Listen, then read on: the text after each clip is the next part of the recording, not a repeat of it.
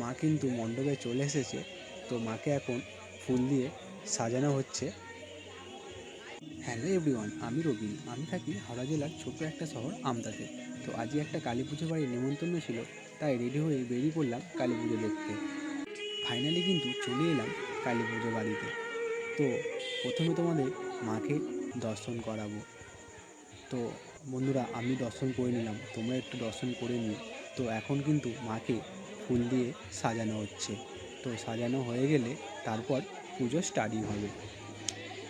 সাজানো কমপ্লিট হয়ে গেলে তারপরে মায়ের ফাইনাল লুকটা তোমাদেরকে তারপরে চলে এলাম বাইরের দিকে। তো বাইরের দিকে এসে দেখি না এখানে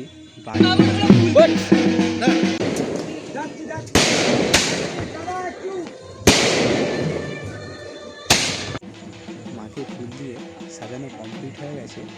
এটা মায়ের ফাইনাল লুক। আজকের মতো ভিডিওটা এতটাই। তো দেখা হবে নেক্সট ভিডিওতে। Good night.